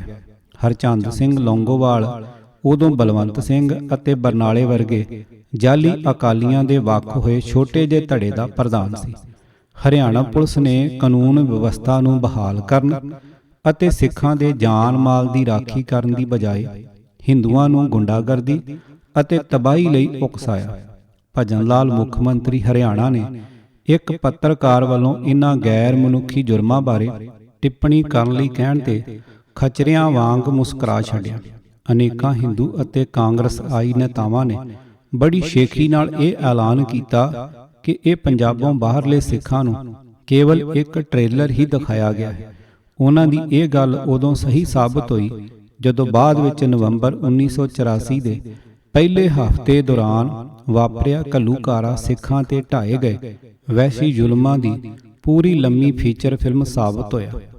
ਇਹ ਉਹੀ ਕੁਝ ਸੀ ਜਿਸ ਬਾਰੇ ਇੰਦਰਾ ਗਾਂਧੀ ਗਾਹੇ ਬਗਾਹੇ ਸੰਤ ਭਿੰਡਰਾਂਵਾਲੇ ਨੂੰ ਧਮਕਾਉਂਦੀ ਸੀ ਕਿ ਉਹ ਯਾਦ ਰੱਖਣ ਕਿ ਪੰਜਾਬੋਂ ਬਾਹਰ ਵਸਦੇ ਸਿੱਖਾਂ ਦਾ ਕੀ ਬਣੂ। ਉਸਨੇ ਜੋ ਕਿਹਾ ਉਹ ਕਰ ਵਿਖਾਇਆ ਕਿ ਇਹ ਇੱਕ ਧਰਮ ਨਿਰਪੱਖ ਅਤੇ ਸਭਿਅਕ ਪ੍ਰਧਾਨ ਮੰਤਰੀ ਦਾ ਕਿਰਦਾਰ ਹੈ। ਭਾਗ ਨੰਬਰ 2। ਪਿਛਲੇ ਪੰਨਿਆਂ 'ਚ ਇਹ ਸਪਸ਼ਟ ਕਰ ਦਿੱਤਾ ਗਿਆ ਹੈ ਕਿ ਇੰਦਰਾ ਗਾਂਧੀ ਅਤੇ ਉਸ ਦੀ ਜੁੰਡਲੀ ਕਦੇ ਵੀ ਅਕਾਲੀ ਦਲ ਨਾਲ ਕਿਸੇ ਠੋਸ ਗੱਲਬਾਤ ਰਾਹੀਂ ਪੰਜਾਬ ਸਮੱਸਿਆ ਦਾ ਹੱਲ ਨਹੀਂ ਸੀ ਕਰਨਾ ਚਾਹੁੰਦੀ। ਇੰਦਰਾ ਗਾਂਧੀ ਇਹ ਚੰਗੀ ਤਰ੍ਹਾਂ ਜਾਣਦੀ ਸੀ ਕਿ ਕਾਂਗਰਸ ਪਾਰਟੀ ਦਾ ਵੋਟ ਬੈਂਕ ਬਣਨ ਵਾਲੀਆਂ ਘੱਟ ਗਿਣਤੀਆਂ ਹੁਣ ਕਾਂਗਰਸ ਤੋਂ ਦੂਰ ਚਲੀਆਂ ਗਈਆਂ। ਇਸ ਲਈ ਉਸ ਕੋਲ ਹਿੰਦੂ ਵੋਟ ਬੈਂਕ ਨੂੰ ਆਕਰਸ਼ਿਤ ਕਰਨ ਤੋਂ ਸਿਵਾ ਹੋਰ ਕੋਈ ਚਾਰਾ ਨਹੀਂ ਸੀ। ਹਿੰਦੂ ਵੋਟ ਬੈਂਕ ਤੇ ਕਾਬਜ਼ ਹੋਣ ਲਈ ਜਾਂ ਤਾਂ 1971 ਵਾਂਗ ਬੰਗਲਾਦੇਸ਼ ਦੀ ਲੜਾਈ ਵਰਗੀ ਕਾਰਗੁਜ਼ਾਰੀ ਦੁਹਰਾਉਣੀ ਪੈਣੀ ਸੀ ਅਤੇ ਜਾਂ ਸ੍ਰੀਲੰਕਾ ਵਿੱਚ ਦਖਲ ਅੰਦਾਜ਼ੀ ਕਰਨੀ ਪੈਣੀ ਸੀ। ਆਜ਼ਾਦ ਕਸ਼ਮੀਰ ਨੂੰ ਮੁਕਤ ਕਰਾਉਣ ਲਈ ਪਾਕਿਸਤਾਨ ਤੇ ਹਮਲਾ ਬੜਾ ਖਤਰਨਾਕ ਮਸਲਾ ਸੀ ਜਿਸ ਨਾਲ ਭਾਰਤ ਦੀ ਅਖੰਡਤਾ ਨੂੰ ਖਤਰਾ ਪੈਦਾ ਹੋ ਸਕਦਾ ਸੀ। ਇਸ ਦਾ ਕਾਰਨ ਸੀ ਕਿ ਪਾਕਿਸਤਾਨ ਬਹੁਤ ਮਜ਼ਬੂਤ ਅਤੇ ਸ਼ਕਤੀਸ਼ਾਲੀ ਹੋ ਚੁੱਕਾ ਸੀ। ਉਦੋਂ ਤੱਕ ਉਸ ਕੋਲ ਐਟਮ ਬੰਬ ਵੀ ਮੌਜੂਦ ਸੀ। ਇਸ ਤੋਂ ਇਲਾਵਾ ਅਮਰੀਕਾ ਬਾਰ-ਬਾਰ ਇਹ ਐਲਾਨ ਕਰ ਚੁੱਕਾ ਸੀ ਕਿ ਉਹ ਪਾਕਿਸਤਾਨ ਦੀ ਸੁਰੱਖਿਆ ਅਤੇ ਅਖੰਡਤਾ ਨੂੰ ਬਰਕਰਾਰ ਰੱਖਣ ਲਈ ਦ੍ਰਿੜ ਹੈ। 1971 ਦੀ ਹਿੰਦ ਪਾਕਿਸਤਾਨ ਜੰਗ ਵਾਂਗ ਇਸ ਵਾਰ ਅਮਰੀਕਾ ਦੇ ਮੂਕ ਦਰਸ਼ਕ ਬਣੇ ਰਹਿਣ ਦੀ ਸੰਭਾਵਨਾ ਨਹੀਂ ਸੀ। ਭਾਰਤ ਵੱਲੋਂ ਪਾਕਿਸਤਾਨ ਤੇ ਜੰਗ ਠੋਸੇ ਜਾਣ ਦੀ ਸੂਰਤ ਵਿੱਚ ਪਾਕਿਸਤਾਨ ਦੀ ਹਮਾਇਤ ਤੇ ਦਖਲ ਦੇਣ ਲਈ ਅਮਰੀਕਾ ਪੂਰੀ ਤਿਆਰੀ ਵਿੱਚ ਪ੍ਰਤੀਤ ਹੋ ਰਿਹਾ ਸੀ। ਅਮਰੀਕਾ ਦੋ ਕਾਰਨਾਂ ਕਰਕੇ ਪਾਕਿਸਤਾਨ ਦੀ ਹਿਫਾਜ਼ਤ ਕਰਨ ਲਈ ਮਜਬੂਰ ਸੀ। ਇੱਕ, ਰੂਸ ਪਹਿਲਾਂ ਹੀ ਅਫਗਾਨਿਸਤਾਨ ਵਿੱਚ ਫੌਜੀ ਦਖਲ ਦੇ ਚੁੱਕਾ ਸੀ ਅਤੇ ਪਾਕਿਸਤਾਨ ਦੀ ਸੁਰੱਖਿਆ ਲਈ ਖਤਰਾ ਬਣ ਚੁੱਕਾ ਸੀ। ਦੋ, ਆਇਤ ਉੱਲਾ ਖੋਮੀਨੀ ਨੇ ਈਰਾਨ ਵਿੱਚ ਮੁੜ ਮੁਸਲਿਮ ਕੱਟੜਵਾਦ ਨੂੰ ਸੁਰਜੀਤ ਕਰ ਦਿੱਤਾ ਸੀ। ਇਵੇਂ ਖੋਮੀਨੀ ਦੀ ਚੜ੍ਹਤ ਤੋਂ ਪਹਿਲਾਂ ਮੱਧ ਪੂਰਬੀ ਏਸ਼ੀਆ ਵਿੱਚ ਅਮਰੀਕਾ ਦੇ ਪ੍ਰਮੁੱਖ ਸਹਿਯੋਗੀ ਰਹੇ ਈਰਾਨ ਨੇ ਹੁਣ ਆਪਣੀਆਂ ਬੰਦੂਕਾਂ ਅਮਰੀਕਾ ਦੇ ਵਿਰੋਧ ਵਿੱਚ ਸੇਧ ਲਈਆਂ ਸਨ। ਹੁਣ ਰੂਸੀ ਫੈਲਾਅ ਨੂੰ ਠੱਲਣ ਲਈ ਅਤੇ ਭਾਰਤ ਨੂੰ ਜਾਬਤੇ 'ਚ ਰੱਖਣ ਲਈ ਅਮਰੀਕਾ ਕੋਲ ਆਖਰੀ ਮਿੱਤਰ ਦੇਸ਼ ਪਾਕਿਸਤਾਨ ਹੀ ਰਹਿ ਗਿਆ ਸੀ। ਜੇ ਪਾਕਿਸਤਾਨ ਟੁੱਟਦਾ ਸੀ ਤਾਂ ਸਾਰੇ ਏਸ਼ੀਆ ਅਤੇ ਦੱਖਣੀ ਏਸ਼ੀਆ 'ਚ ਅਮਰੀਕੀ ਤਾਕਤ ਇੱਕੇ ਵਾਰ ਹਮੇਸ਼ਾ ਲਈ ਖਤਮ ਹੋ ਸਕਦੀ ਸੀ। ਅਮਰੀਕਾ ਪਹਿਲਾਂ ਹੀ ਪੂਰਬ ਵਿੱਚ ਵੀ ਵੀਅਤਨਾਮ, ਕੰਬੋਡੀਆ ਅਤੇ ਲਾਓਸ ਨੂੰ ਆਪਣੇ ਗਲਬੇ ਹੇਠੋਂ ਗਵਾ ਚੁੱਕਾ ਸੀ।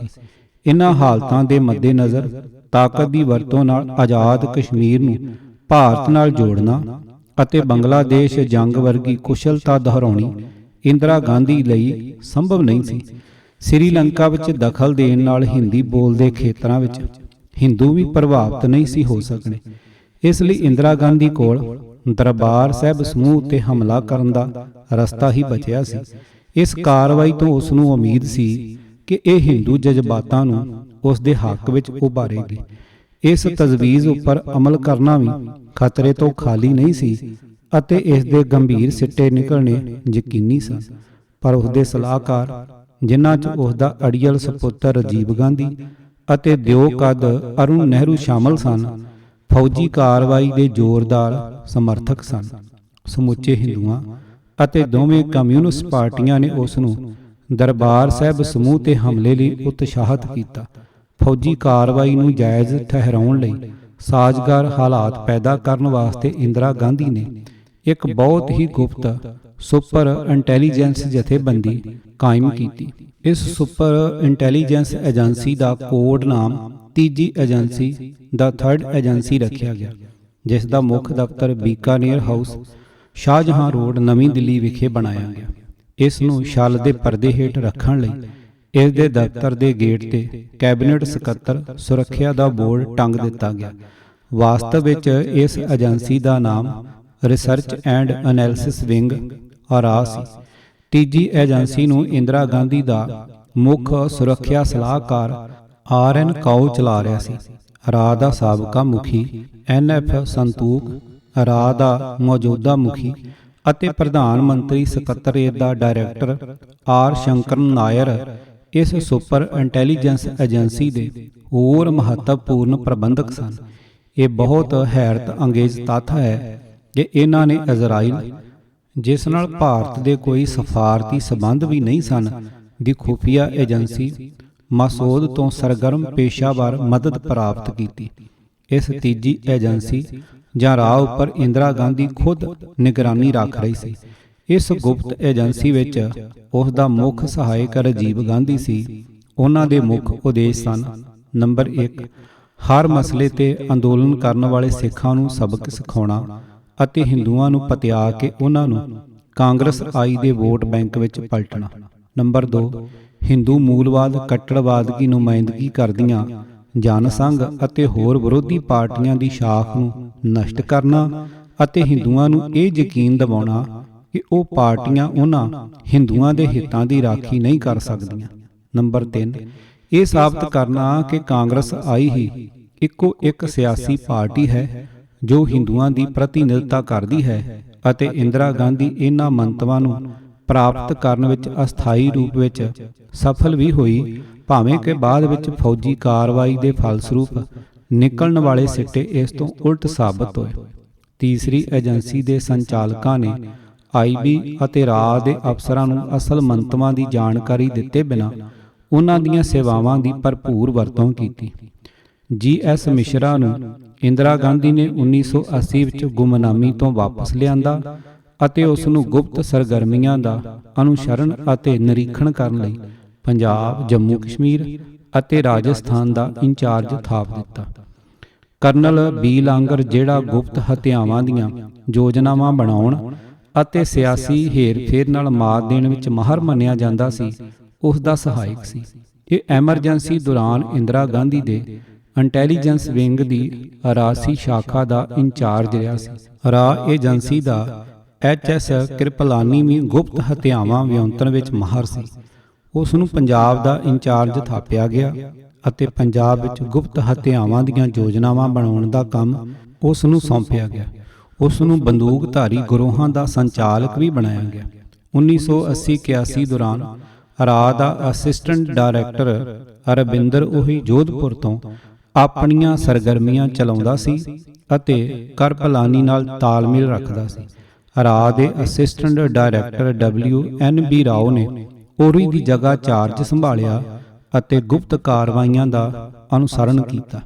ਰਾ ਦੇ ਇੱਕ ਹੋਰ ਅਸਿਸਟੈਂਟ ਡਾਇਰੈਕਟਰ RN ਗੁਪਤਾ ਨੇ 1982 ਵਿੱਚ ਰਾਓ ਦੀ ਜਗ੍ਹਾ ਲਈ ਅਤੇ ਜੋਧਪੁਰ ਤੋਂ ਕਾਰਵਾਈਆਂ ਦੀ ਨਿਗਰਾਨੀ ਕਰਦਾ ਰਿਹਾ ਅਤੇ ਨਾਲ ਹੀ ਉਸ ਨੇ ਖੁਫੀਆ ਤੌਰ ਤੇ ਪੰਜਾਬ ਵਿੱਚ ਹਥਿਆਰ ਵੀ ਦਾਖਲ ਕੀਤੇ। ਉਹ ਦਸੰਬਰ 1983 ਤੱਕ ਇਸ ਅਹੁਦੇ ਤੇ ਰਿਹਾ। ਉਦੋਂ ਤੱਕ ਉਸ ਦਾ ਕੰਮ ਸੰਪੂਰਨ ਹੋ ਚੁੱਕਾ ਸੀ, ਕਿਉਂਕਿ ਉਸ ਨੇ ਪੰਜਾਬ ਵਿੱਚ ਕਾਫੀ ਹਥਿਆਰ ਦਾਖਲ ਕਰ ਦਿੱਤੇ ਸਨ। ਰਾ ਦਾ ਇੱਕ ਅਫਸਰ AI ਵਾਸਾਵਾੜਾ 1982 ਦੇ ਮੱਧ ਤੱਕ ਅੰਮ੍ਰਿਤਸਰ ਦਾ ਇੰਚਾਰਜ ਰਿਹਾ। 20 ਸਤੰਬਰ 1981 ਨੂੰ ਚੌਂਕ ਮਹਿਤਾ ਵਿਖੇ ਸੰਤ ਭਿੰਡਰਾਂਵਾਲੇ ਦੀ ਗ੍ਰਿਫਤਾਰੀ ਪਿੱਛੋਂ ਢਾਹੇ ਗਏ ਜ਼ੁਲਮ ਦਾ ਬਾਨੀ ਇਹੀ ਅਫਸਰ ਸੀ। ਉਹਦੀ ਜਗ੍ਹਾ 1982 ਵਿੱਚ S.K. ਤ੍ਰਿਪਾਠੀ ਨੇ ਲਈ, ਜਿਸ ਨੇ ਗੁਰਦਾਸਪੁਰ ਵਿੱਚ ਦਰਜਨ ਦੇ ਕਰੀਬ ਹਿੰਦੂਆਂ ਦੇ ਕਤਲ ਦੀ ਯੋਜਨਾ ਉਲੀਕੀ ਸੀ। 3 ਮਈ 1984 ਨੂੰ ਉਸ ਨੂੰ ਅੰਮ੍ਰਿਤਸਰ ਤੋਂ ਹਟਾ ਲਿਆ ਗਿਆ ਕਿਉਂਕਿ ਉਸ ਦਾ ਮਿਸ਼ਨ ਵੀ ਪੂਰਾ ਹੋ ਚੁੱਕਾ ਸੀ। ਕਰਨਲ ਬੀ ਲਾਂਗਰ ਨੇ ਵੀ ਪੰਜਾਬ ਸੰਕਟ ਵਿੱਚ ਘਿਨਾਉਣਾ ਰੋਲ ਅਦਾ ਕੀਤਾ। ਇਹੀ ਉਹ ਵਿਅਕਤੀ ਸੀ ਜਿਸ ਨੇ ਦਰਬਾਰ ਸਾਹਿਬ ਤੇ ਫੌਜੀ ਹਮਲਾ ਕੀਤੇ ਜਾਣ ਦੇ ਫਲਸਰੂਪ ਸਮੁੱਚੇ ਰੂਪ 'ਚ ਉਪਜਣ ਵਾਲੇ ਸੰਭਾਵੀ ਨਤੀਜਿਆਂ ਦਾ ਵਿਸ਼ਲੇਸ਼ਣ ਕੀਤਾ। ਇਸ ਨੇ ਇਹ ਸਿੱਟਾ ਕੱਢਿਆ ਕਿ ਫੌਜੀ ਕਾਰਵਾਈ ਨਾਲ ਚੋਣਾਂ ਜਿੱਤਣ ਲਈ ਪੂਰੇ ਦੇਸ਼ 'ਚ ਕਾਂਗਰਸ ਆਈ ਦੇ ਹੱਕ ਵਿੱਚ ਸਿਆਸੀ ਮਾਹੌਲ ਸਿਰਜਿਆ ਜਾਵੇਗਾ। ਇਸ ਲਈ ਇਹੀ ਉਹ ਵਿਅਕਤੀ ਸੀ ਜਿਸ ਨੇ ਜਨਵਰੀ 1985 ਵਿੱਚ ਹੋਣ ਜਾ ਰਹੀਆਂ ਚੋਣਾਂ ਤੋਂ ਕੇਵਲ 6 ਮਹੀਨੇ ਪਹਿਲਾਂ ਕੀਤੀ ਗਈ ਇਸ ਫੌਜੀ ਕਾਰਵਾਈ ਨੂੰ ਕਾਂਗਰਸ ਦੇ ਹੱਕ ਵਿੱਚ ਬਦਲ ਦਿੱਤਾ। ਜੇਕਰ ਤੀਸਰੀ ਏਜੰਸੀ ਦੀਆਂ ਘਿਨਾਉਣੀਆਂ ਗੁਪਤ ਕਾਰਵਾਈਆਂ ਨੂੰ ਅਤੇ ਅਕਾਲੀ ਨੇਤਾਵਾਂ ਸੰਬੰਧੀ ਇੰਦਰਾ ਗਾਂਧੀ ਅਤੇ ਰਾਜੀਵ ਗਾਂਧੀ ਦੀਆਂ ਸਿਆਸੀ ਪੈਂਤੜੇਬਾਜ਼ੀਆਂ ਨੂੰ ਨਾਲੋਂ ਨਾਲ ਵਾਚੀਏ ਤਾਂ ਮਸਲਾ ਸਪਸ਼ਟ ਹੋ ਜਾਵੇਗਾ। ਇੰਦਰਾ ਗਾਂਧੀ ਨੇ ਅਕਾਲੀਆਂ ਨਾਲ 3 ਵਾਰ ਸਮਝੌਤੇ ਤੇ ਪੁੱਜਣ ਤੋਂ ਬਾਅਦ 3 ਵਾਰ ਆਪਣਾ ਪੈਰ ਪਿਛਾਂਹ ਖਿੱਚਿਆ। ਹੋਰਨਾਂ ਤੋਂ ਇਲਾਵਾ ਸਾਬਕਾ ਰੱਖਿਆ ਮੰਤਰੀ ਸਵਰਨ ਸਿੰਘ, ਕੈਪਟਨ ਅਮਰਿੰਦਰ ਸਿੰਘ ਅਤੇ CPIM ਦੇ ਜਨਰਲ ਸਕੱਤਰ ਹਰਕਿਸ਼ਨ ਸਿੰਘ ਸੁਰਜੀਤ ਆਖਰੀ ਮੌਕਿਆਂ ਉੱਪਰ ਇੰਦਰਾ ਗਾਂਧੀ ਵੱਲੋਂ ਸਮਝੌਤਿਆਂ ਤੋਂ ਥਿੜਕਣ ਦੇ ਗਵਾਹ ਹਨ। ਕਿਉਂਕਿ ਉਹ ਕਦੇ ਵੀ ਪੰਜਾਬ ਸਮੱਸਿਆ ਨੂੰ ਸੁਲਝਾਉਣ ਲਈ ਸੰਜੀਦਾ ਨਹੀਂ ਸੀ। ਉਸ ਦੀ ਰੁਚੀ ਕੇਵਲ ਪੰਜਾਬ ਸੰਕਟ ਨੂੰ ਲਮਕਾਉਣਾ ਅਤੇ ਹੋਰ ਵਿਗਾੜਨ ਵਿੱਚ ਸੀ ਤਾਂ ਕਿ ਉਹ ਦਰਬਾਰ ਸਾਹਿਬ ਸਮੂਹ ਤੇ ਫੌਜੀ ਹਮਲਾ ਕਰਨ ਲਈ ਅਨੁਕੂਲ ਹਾਲਾਤ ਪੈਦਾ ਕਰ ਸਕੇ। ਰਾਜੀਵ ਗਾਂਧੀ ਦਾ ਰੋਲ ਵੀ ਕੋਈ ਘੱਟ ਨੀਚਤਾ ਵਾਲਾ ਨਹੀਂ ਸੀ। ਉਸ ਨੇ ਅਕਾਲੀਆਂ ਨਾਲ ਪਹਿਲਾਂ 17/1/1983 ਨੂੰ ਤੇ ਫਿਰ 2/4/1984 ਨੂੰ 2 ਗੁਪਤ ਮੀਟਿੰਗਾਂ ਕੀਤੀਆਂ। ਜੇ ਭਾਰਤ ਸਰਕਾਰ ਵੱਲੋਂ ਪ੍ਰਕਾਸ਼ਿਤ ਵਾਈਟ ਪੇਪਰ, ਝੂਠ ਪੇਪਰ ਵਿਚਲੀਆਂ ਘਟਨਾਵਾਂ ਦੀ ਸੂਚੀ ਨੂੰ ਪੜ੍ਹੀਏ ਤਾਂ ਇਹ ਗੱਲ ਦੇਖਣਯੋਗ ਹੈ ਕਿ ਅਕਾਲੀਆਂ ਨਾਲ ਉਸ ਦੀ ਪਹਿਲੇ ਗੇੜ ਦੀ ਗੱਲਬਾਤ ਮਗਰੋਂ ਪੰਜਾਬ ਵਿੱਚ ਹਿੰਸਕ ਘਟਨਾਵਾਂ ਦੀ ਗਿਣਤੀ ਵਿੱਚ ਅਸਾਧਾਰਨ ਵਾਧਾ ਹੋਇਆ। ਸਰਕਾਰ ਵੱਲੋਂ ਪ੍ਰਕਾਸ਼ਿਤ ਅੰਕੜਿਆਂ ਅਨੁਸਾਰ 1981 ਵਿੱਚ ਕੇਵਲ 28 ਅਤੇ 1982 ਵਿੱਚ 22 ਹਿੰਸਕ ਘਟਨਾਵਾਂ ਵਾਪਰੀਆਂ। ਇਹ ਬਹੁਤ ਧਿਆਨ ਦੇਣ ਯੋਗ ਹੈ ਕਿ ਅਜਿਹੀਆਂ ਘਟਨਾਵਾਂ ਦੀ ਗਿਣਤੀ 1983 ਵਿੱਚ ਵੱਧ ਕੇ 138 ਹੋ ਗਈ। ਰਾਜੀਵ ਗਾਂਧੀ ਵੱਲੋਂ 24/1/1984 ਨੂੰ ਆਯੋਜਿਤ ਦੂਜੇ ਗੇੜ ਦੀ ਗੱਲਬਾਤ ਤੋਂ ਬਾਅਦ 1 ਮਈ 1984 ਤੋਂ 31 ਮਈ 1984 ਤੱਕ ਹਿੰਸਕ ਘਟਨਾਵਾਂ ਦੀ ਗਿਣਤੀ 342 ਤੇ ਜਾ ਪੁੱਜੀ। ਕਰੀਬ 22 ਘਟਨਾਵਾਂ ਕੇਵਲ 2 ਦਿਨਾਂ 1 ਅਤੇ 2 ਜੂਨ 1984 ਦੌਰਾਨ ਵਾਪਰੀਆਂ। ਭਾਵੇਂ ਕਿ 31 ਮਈ ਨੂੰ ਪੰਜਾਬ 'ਚ ਫੌਜ ਤਾਇਨਾਤ ਕੀਤੀ ਜਾ ਚੁੱਕੀ ਸੀ। ਜੇਕਰ ਇਹਨਾਂ ਘਟਨਾਵਾਂ ਖਾਸ ਕਰ ਜਿਹੜੀਆਂ 1984 ਦੇ ਪਹਿਲੇ 5 ਮਹੀਨਿਆਂ ਵਿੱਚ ਵਾਪਰੀਆਂ ਦਾ ਵਿਸ਼ਲੇਸ਼ਣ ਕਰੀਏ ਤਾਂ ਇਹਨਾਂ ਚੋਂ 90% ਤੁੱਛ ਅਤੇ ਮਹੱਤਵਹੀਣ ਹਨ। ਇਹ ਘਟਨਾਵਾਂ ਸਪਸ਼ਟ ਰੂਪ 'ਚ ਤੀਸਰੀ ਏਜੰਸੀ ਦੀ ਸਾਜ਼ਬਾਜ਼ ਦਾ ਸਿੱਟਾ ਸਨ। ਇਸ ਏਜੰਸੀ ਨੇ ਆਪਰੇਸ਼ਨ ਬਲੂ ਸਟਾਰ ਦੇ ਮਿੱਥੇ ਸਮੇਂ ਤੋਂ ਕੇਵਲ 2 ਮਹੀਨੇ ਪਹਿਲਾਂ ਹਿੰਸਕ ਕਾਰਵਾਈਆਂ ਦਾ ਸਿਲਸਿਲਾ ਤੇਜ਼ ਕਰ ਦਿੱਤਾ ਤਾਂ ਕਿ ਫੌਜੀ ਕਾਰਵਾਈ ਨੂੰ ਉਚਿਤ ਠਹਿਰਾਇਆ ਜਾ ਸਕੇ। ਇਸ ਤਰ੍ਹਾਂ ਤੀਸਰੀ ਏਜੰਸੀ ਦੀਆਂ ਗੁਪਤ ਸਰਗਰਮੀਆਂ ਅਤੇ ਇੰਦਰਾ ਗਾਂਧੀ ਦੇ ਸਿਆਸੀ ਦਾਅਪੇਚਾਂ ਨੇ ਨਾ ਸਿਰਫ ਧੁੰਦਲੀ ਮਾਨਸਿਕਤਾ ਵਾਲੇ ਅਕਾਲੀਆਂ ਬਲਕਿ ਹਿੰਦੂਆਂ ਅਤੇ ਹੋਰ ਸਿਆਸੀ ਪਾਰਟੀਆਂ ਨੂੰ ਵੀ ਉੱਲੂ ਬਣਾ ਦਿੱਤਾ। ਇੰਦਰਾ ਗਾਂਧੀ ਨੇ ਕਦੇ ਵੀ ਆਪਣੇ ਲੁਕਵੇਂ ਉਦੇਸ਼ਾਂ ਨੂੰ ਜ਼ਾਹਰ ਨਹੀਂ ਸੀ ਕੀਤਾ। ਇੰਦਰਾ ਗਾਂਧੀ ਅਤੇ ਰਾਜੀਵ ਗਾਂਧੀ ਨੇ ਤੀਸਰੀ ਏਜੰਸੀ ਦੀ ਮਦਦ ਨਾਲ ਬੜੀ ਬਾਰੀਕੀ ਨਾਲ ਸਿੱਖਾਂ ਨੂੰ ਕੌੜਾ ਸਬਕ ਸਿਖਾਉਣ ਦੀ ਵਿਉਂਤ ਬਣਾਈ, ਇਸ ਨੂੰ ਲਾਗੂ ਕੀਤਾ ਅਤੇ ਅਖੀਰ ਸਫਲਤਾ ਹਾਸਲ ਕੀਤੀ। ਪਰ ਦੇਸ਼ ਦੀ ਏਕਤਾ ਅਖੰਡਤਾ ਨੂੰ ਦਾਅ ਤੇ ਲਾ ਕੇ। ਪਰ ਹਕੀਕਤ ਤੋਂ ਬਿਲਕੁਲ ਉਲਟ ਸਰਕਾਰ ਨੇ ਸਾਰੀਆਂ ਹਿੰਸਕ ਘਟਨਾਵਾਂ ਸੰਤ ਭਿੰਡਰਾਂ ਵਾਲੇ ਉੱਪਰ ਠੋਸ ਦਿੱਤੀਆਂ। ਇਹ ਕਿਹਾ ਦੁਖਾਂਤ ਹੈ, ਬਹੁਤ ਘੱਟ ਲੋਕ ਇਸ ਸੱਚ ਤੋਂ ਵਾਕਿਫ ਸਨ। ਤੀਸਰੀ ਏਜੰਸੀ ਦੇ ਖੁਫੀਆ ਅਫਸਰਾਂ ਜੋ ਪੰਜਾਬ ਵਿੱਚ 1981 ਤੋਂ 1984 ਤੱਕ ਗੁਪਤ ਪੱਧਰ ਤੇ ਕਾਰਵਾਈਆਂ ਕਰਦੇ ਰਹੇ ਸਨ ਦੀ ਉੱਪਰੋਂ ਥੱਲੀ ਅਦਲਾ ਬਦਲੀ ਵੀ ਬਾਮਕਸਦ ਕੀਤੀ ਜਾਂਦੀ ਸੀ ਤਾਂ ਕਿ ਉਹਨਾਂ ਦੀ ਪਹਿਚਾਣ ਅਤੇ ਉਹਨਾਂ ਦੀਆਂ ਕਾਰਵਾਈਆਂ ਜ਼ਾਹਰ ਨਾ ਹੋ ਸਕਣ। ਪੰਜਾਬ ਦੇ ਗਵਰਨਰ ਵੀ ਇੱਕ ਗਿਣੀ ਮਿੱਥੀ ਚਾਲ ਅਧੀਨ ਇਸੇ ਹੀ ਗਤੀ ਵਿੱਚ ਤਬਦੀਲ ਕੀਤੇ ਗਏ। ਜੂਨ 1980 ਵਿੱਚ ਕਾਂਗਰਸ ਆਈ ਦੀ ਸਰਕਾਰ ਬਣਨ ਸਮੇਂ ਪੰਜਾਬ ਦਾ ਗਵਰਨਰ ਜੈ ਸੁਖ ਲਾਲ ਹਾਥੀ ਸੀ। ਹਾਥੀ ਨੇ ਅਗਸਤ 1981 ਵਿੱਚ ਅਸਤੀਫਾ ਦੇ ਦਿੱਤਾ ਅਤੇ ਅਮੀਨੂਦੀਨ ਖਾਨ ਅਹਿਮਦ ਨੇ ਉਹਦੀ ਜਗ੍ਹਾ ਲਈ, ਜਿਸ ਨੂੰ ਅਪ੍ਰੈਲ 1982 ਚ 8 ਮਹੀਨੇ ਅਹੁਦੇ ਤੇ ਰਹਿਣ ਮਗਰੋਂ ਹਟਾ ਦਿੱਤਾ ਗਿਆ। ਉਸ ਦੀ ਥਾਂ ਤੇ ਚੰਨਾ ਰੈਡੀ ਨੂੰ ਲਿਆਂਦਾ ਗਿਆ ਅਤੇ ਉਸ ਨੂੰ ਵੀ 10 ਮਹੀਨੇ ਦੇ ਸਮੇਂ ਬਾਅਦ ਘਰੇ ਤੋਰ ਦਿੱਤਾ ਗਿਆ। ਫਿਰ ਏਪੀ ਸ਼ਰਮਾ ਦੀ ਵਾਰੀ ਆਈ, ਜੋ 6 ਮਹੀਨੇ ਅਹੁਦੇ ਤੇ ਰਿਹਾ ਅਤੇ ਬੀਡੀ ਪਾਂਡੇ ਲਈ ਜਗ੍ਹਾ ਖਾਲੀ ਕਰ ਗਿਆ। ਬੀਡੀ ਪਾਂਡੇ ਨੂੰ ਰਾਸ਼ਟਰਪਤੀ ਰਾਜ ਲਾਗੂ ਹੋਣ ਮਗਰੋਂ ਸਾਹਮਣੇ ਲਿਆਂਦਾ ਗਿਆ ਅਤੇ ਇਹਦੇ ਕਾਰਜਕਾਲ ਦੌਰਾਨ ਹੀ ਜੂਨ 1984 ਦੇ ਪਹਿਲੇ ਹਫ਼ਤੇ ਆਪਰੇਸ਼ਨ ਬਲੂ ਸਟਾਰ ਦੇ ਕੋਡ ਨਾਮ ਵਜੋਂ ਜਾਣੀ ਜਾਂਦੀ ਭਿਆਨਕ ਫੌਜੀ ਕਾਰਵਾਈ ਕੀਤੀ ਗਈ। ਉਸ ਨੇ ਰੋਸ ਵਜੋਂ ਉਸੇ ਸਾਲ ਕੁਝ ਦਿਨਾਂ ਮਗਰੋਂ 28 ਜੂਨ ਨੂੰ ਅਸਤੀਫਾ ਦੇ ਦਿੱਤਾ, ਕਿਉਂਕਿ ਉਸ ਨੇ ਦਰਬਾਰ ਸਾਹਿਬ ਸਮੂਹ ਤੇ ਵਹਿਸ਼ੀਆਨਾ ਫੌਜੀ ਕਾਰਵਾਈ ਦਾ ਵਿਰੋਧ ਕੀਤਾ ਸੀ। ਦੋ ਧਰੋਹੀ ਵਿਅਕਤੀਆਂ ਇੰਦਰਾ ਗਾਂਧੀ ਅਤੇ ਰਾਜੀਵ ਗਾਂਧੀ ਦੀ ਤੀਜੀ ਏਜੰਸੀ ਵੱਲੋਂ ਪ੍ਰਾਪਤ ਸਹਾਇਤਾ ਨਾਲ ਮਿੱਥੀ ਖੇਡ ਦਾ ਅੰਤ ਗਵਰਨਰਾਂ ਅਤੇ ਖੁਫੀਆ ਵਿਭਾਗਾਂ ਦੇ ਅਫਸਰਾਂ ਦੀਆਂ ਬਾਰ-ਬਾਰ ਤਬਦੀਲੀਆਂ ਤੇ ਹੀ ਨਹੀਂ ਸੀ ਹੋ ਗਿਆ।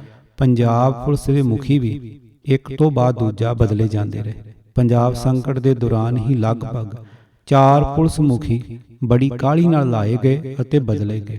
ਦਰਬਾਰਾ ਸਿੰਘ ਦੇ ਸ਼ਾਸਨ ਦੌਰਾਨ ਪਹਿਲੇ ਆਈਜੀਪੀ ਬੀਰਬਲ ਨਾਥ ਦੀ ਜਗ੍ਹਾ ਸੀਕੇ ਸਾਹਨੀ ਨੇ ਲਈ, ਜਿਸ ਨੂੰ ਇੰਦਰਾ ਗਾਂਧੀ ਦੇ ਚਹੇਤੇ ਪ੍ਰੀਤਮ ਸਿੰਘ ਭਿੰਡਰ ਦੁਆਰਾ ਪਦ ਮੁਕਤ ਕੀਤਾ ਗਿਆ।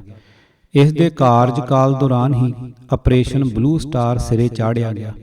ਉਸ ਨੂੰ ਵੀ ਫੌਜੀ ਕਾਰਵਾਈ ਮੁਕੰਮਲ ਹੋਣ ਉਪਰੰਤ ਅਸਤੀਫਾ ਦੇਣਾ ਪਿਆ। ਉਸ ਨੇ ਇੱਕ ਮੋਨੇ ਸਿੱਖ KS ਢਿੱਲੋਂ ਦੀ ਜਗ੍ਹਾ ਖਾਲੀ ਕੀਤੀ। ਗਵਰਨਰਾਂ ਅਤੇ ਪੁਲਿਸ ਮੁਖੀਆਂ ਦਾ ਬਾਰ-ਬਾਰ ਬਦਲੇ ਜਾਣਾ ਕੋਈ ਬੇਮਾਨਾ ਨਹੀਂ ਸੀ। ਇਹ ਉੱਪਰੋਂ ਥੱਲੀ ਅਦਲਾ ਬਦਲੀਆਂ ਇੰਦਰਾ ਗਾਂਧੀ ਵੱਲੋਂ ਖੇਡੀ ਜਾ ਰਹੀ ਕਪਟੀ ਖੇਡ ਦਾ ਇੱਕ ਹਿੱਸਾ ਸਨ। ਉਸ ਦੀ ਘਟੀਆ ਵਿਉਂਤ ਇਹ ਸੀ ਕਿ ਕਿਸੇ ਵੀ ਗਵਰਨਰ ਜਾਂ ਪੁਲਿਸ ਮੁਖੀ ਨੂੰ ਇਹ ਭਿਣਕ ਨਾ ਪਵੇ ਕਿ ਉਹ ਪੰਜਾਬ 'ਚ ਕੀ ਕਰਨ ਦਾ ਇਰਾਦਾ ਰੱਖਦੀ ਹੈ। ਉਸ ਨੇ ਹਥਿਆਰਬੰਦ ਫੌਜਾਂ ਨੂੰ ਦਰਬਾਰ ਸਾਹਿਬ ਸਮੂਹ ਤੇ ਹਮਲਾ ਕਰਨ ਲਈ ਭੇਜਣ ਤੱਕ ਆਪਣੇ ਗੁੱਝੇ ਮਨਸੂਬੇ ਪ੍ਰਤੀ ਸਭ ਨੂੰ ਹਨੇਰੇ ਵਿੱਚ ਰੱਖਿਆ। ਇੱਥੋਂ ਤੱਕ ਕਿ ਉਸ ਨੇ ਆਪਣੇ ਇਸ ਫੈਸਲੇ ਦੇ ਦਿਨ ਵੀ ਆਪਣੀ ਯੋਜਨਾ ਨੂੰ ਲੁਕਾਈ ਰੱਖਣ ਦਾ ਅਸਫਲ ਯਤਨ ਕੀਤਾ, ਜਦੋਂ ਉਸ ਨੇ 2 ਜੂਨ 1984 ਦੀ ਸ਼ਾਮ ਨੂੰ ਟੀਵੀ ਤੋਂ ਰਾਸ਼ਟਰ ਨੂੰ ਸੰਬੋਧਨ ਕੀਤਾ। ਕਿਤਾਬ ਜਾਂਬਾਜ਼ ਰਾਖਾ, ਅਧਿਆਇ 5ਵਾਂ। ਲੇਖਕ AR ਦਰਸ਼ੀ, ਅਨੁਵਾਦਕ ਪ੍ਰੋਫੈਸਰ ਕੁਲਬੀਰ ਸਿੰਘ, ਆਵਾਜ਼ ਗੁਰਜੰਟ ਸਿੰਘ ਰੂਪੋਵਾਲੀ। ਪੂਰੀ ਕਿਤਾਬ ਸੁਣਨ ਵਾਸਤੇ YouTube channel Gurjant Singh Rupowali subscribe ਕਰੋ। ਵਾਹਿਗੁਰੂ ਜੀ ਕਾ ਖਾਲਸਾ, ਵਾਹਿਗੁਰੂ ਜੀ ਕੀ ਫਤਿਹ।